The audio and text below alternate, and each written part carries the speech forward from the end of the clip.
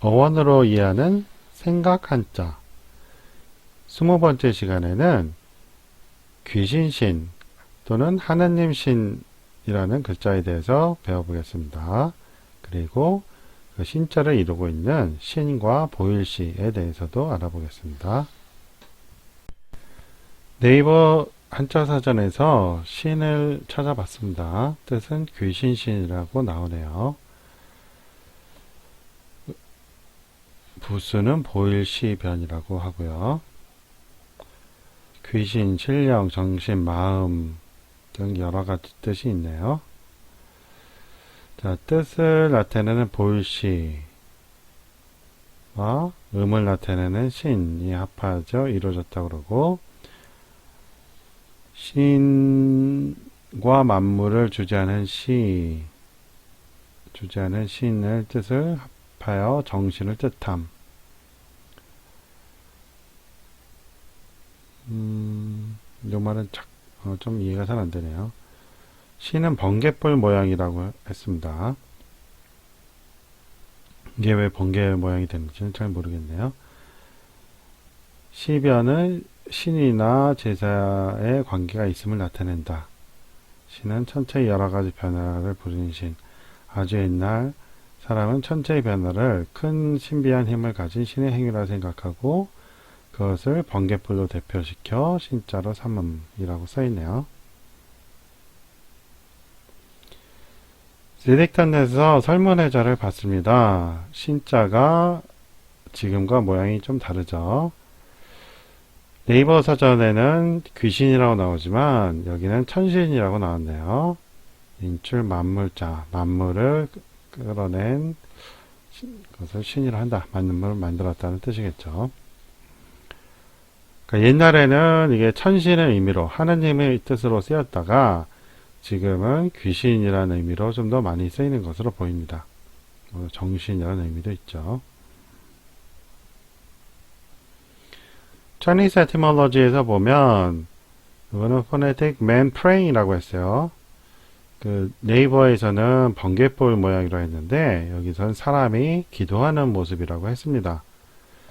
그러니까 다 보는 해석하는 사람마다 다르다는 얘기죠. 그래서 신을 의미하게 됐다고 썼네요.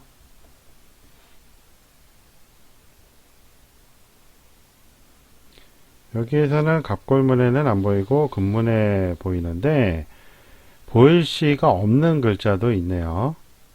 그러니까 보일시는 나중에 첨가된 것으로 보면 되는 것이고 문제는 이것이 기도하는 모습이냐 아니면 번개불 모습이냐 하는 것이겠죠. 이 상황에서는 어떤 게 맞다고 하기가 좀 그런 것 같습니다.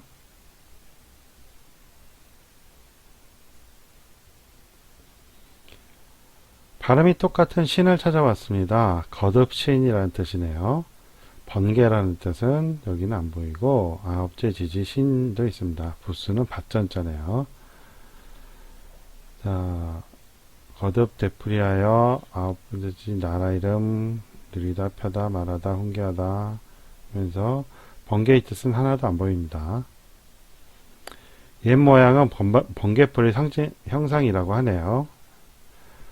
번개불이 줄을 긋듯이 그뜻함으로 신을 뻗다 펴다 아래다 뜻으로 쓰고 본디 번개불 뜻은 전으로 쓰게 됐다고 나옵니다. 신은 인과 뜻이 모두 관계가 깊음이라고 써있네요. 음을 빌어 12지의 아홉째 글자로 씀 이렇게 써있어요. Chinese etymology 봐도 lightning이라고 번개라고 써놨습니다. 근데 그래서 이제 신을 의미하게 됐다 그러는데 저는 아무리 봐도 번개로 보이진 않네요. 자, 금문에 나와 있는 겁니다. 아까 그 귀신신자에서 보이던 옆에 있던 거와 같은 모양을 가지고 있죠. 여러분한테는 이게 번개로 보이나요? 제 눈에는 뭔가 순환하는 걸로 보이거든요. 뭔가 순환, 그러니까 태극 문양에 오히려 가깝다고 저는 보이네요. 옛날에 태극 문양을 이렇게 썼는지 모르겠지만, 글쎄, 이게 번개가 이렇게 여러 갈래 갈리는 모양일까요? 어떻게든 뭐 제 눈에는 그렇게 번개로 보이진 않고요. 이건 뭐 만자 비슷하네요. 만자가 그 순환을 상징하잖아요. 그래서 오히려 순환하는 모습이 더 낫다고 봅니다. 뭐 이런 건 아무리 봐도 번개로 보이진 않죠. ctext.org에서 보면 주역이 있는데요. 그 중에 주역 개사상입니다. 개사상 중에 이런 말이 있습니다. 이름 일양 지위 도라고 했거든요.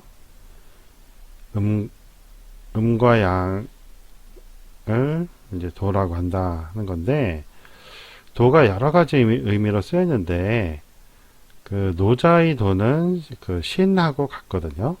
도덕경에 나오는 도는 그 우주의 근본이 되는 거예요. 그래서 이제 인격신이 아니고 창조의 신이 되는 것이죠. 그런 의미로 본다면 이것은 음양의 순한 모습을 그린 것이 아닐까 하는 생각이 든다, 저는. 뭐 여기저기서 뭐 번개 모양이라고 했는데, 과연 옛사람들이 이렇게 번개를 이런 식으로 순환하는 모양으로 그렸을까 하는 의심이 드네요. 번개는 이렇게 쫙쫙 직선 나무까지 뻗어나가지 이렇게 곡선으로 되는 경우는 거의 없지 않습니까? 신에게 빈다는 뜻은 그 나중에 이제 변화되면서 이런 손 모양으로 된 게 있거든요. 그래서 이런 것들이 그 신한테 빈다는 뜻으로 변한 거 아닌가 하는 생각이 듭니다. 원래는 이런 형태였고 순환하는 형태였고, 이건 이제 나중에 생긴 형태라고 보면 되는 것이죠. 어차피 글자나 말이나 시대가 지나면서 변하는 것이기 때문에 이런 건 뭐라고 뭐 할 수가 없죠. 이번에는 보일시에 대해서 알아보겠습니다. 땅 귀신 기라는 뜻도 있고 둘치라는 것도 있네요. 부수는 같고요. 보이다, 보다, 알리다, 지시하다, 가르치다, 베풀다 등의 여러 뜻이 해석이 있고요. 재물을 차려놓은 제단의 모양을 본뜬 글자로 재물을 신에게 보여준다는 의미로 보이다를 뜻함이라고 나와 있네요. 설문례제에서 보면 하늘에 드려진 상이다 라고 했거든요. 그래서 길흉을 본다. 그 옛날에 천모를 본 게 있었잖아요. 1월 성신으로. 그거를 말하는 것 같습니다. 관호천번이라고 나오죠. 그래서 천번을 보는 것으로서 이제 보이다는 시가 되었다라는 뜻인 것 같고요. 자원자형을 보면 갑골문에는 이런 식으로, 근문에 이런 식으로 나와 있네요. Chinese etymology에 보면 things related to God, 신과 관련된 것이다. 그래서 그 보여준다는 의미로 바뀌었다라고 해요. 왜 그게 그렇게 되는지 모르겠죠. 그러니까 아까 네이버에서 한 그 제사상의 의미가 더 강한 것 같아요. 여기서는. 그런데 여기는 근문은 안 나와 있네요. 갑골문에 보면 이렇게 나와 있거든요. 이렇게 나와 있는데 이런 건 나중에 변한 것이죠. 지금 이것에 좀 보면 우리가 이거는 현재의 둘이 아니고 윗상이라고 했었죠. 둘은 길이가 다 똑같은 것이고 아래 거보다 위에 게 짧으면 상이었죠. 그러니까 위에서, 그러니까 위라는 건 하늘이 되겠죠. 그 쭉 내려온 것이죠. 그래서 천문을 본다는 뜻이 더 맞는 것 같습니다. 제사상보다는. 이거 갑골문을 아무리 봐도 제사상하고 연관짓기는 어렵죠. 발해본 3일 신고에 보면 신이 귀신신, 현재 쓰는 귀신신으로 나오지 않고 이런 걸로 나오지 않고 이렇게 나옵니다. 이렇게 나오는데 강의자전에 보면 신의 옛 글자라고 나와요. 이런 형태.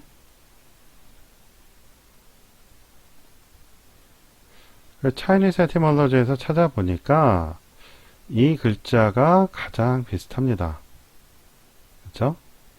밑에 있고 위에 있고 요게 이제 일로 변하고 요게 월로 변하고 그런 것 같아요. 밑에 또 있고 요 모양이 이제 감싼 모양으로 된 거고 그런 것 같습니다. 그러니까 결론은 지금 이런 글자하고 다른 글자하고 거의 같은 거예요. 의미상으로 큰 차이가 없는 것이고 그냥 모양만 변했다고 봅니다. 뭐 이런 글자도 있죠. 그러니까 요게 이제 위에 감싼 거고 요게 그 일로 변하고 밑에 게 월로 변하고 이 한일 긋고 이런 것이죠. 다시 보시면 둘 다 일이네요. 다른 데는 이걸 연결해서 월처럼 돼 있거든요. 상관없다는 얘기죠. 이거에서 보면 하나는 1이고 이거는 Y처럼 보이네요. 그쵸? 이건 세로로 길고 옆으로 기니까 1로 보이고 Y로 보이고 그러죠. 그러니까 어떤 형태든 간에 그냥 시간이 지나면서 변한 것이지 특별한 파자에서 의미를 찾을 이유는 없다고 봅니다. 이렇게 해서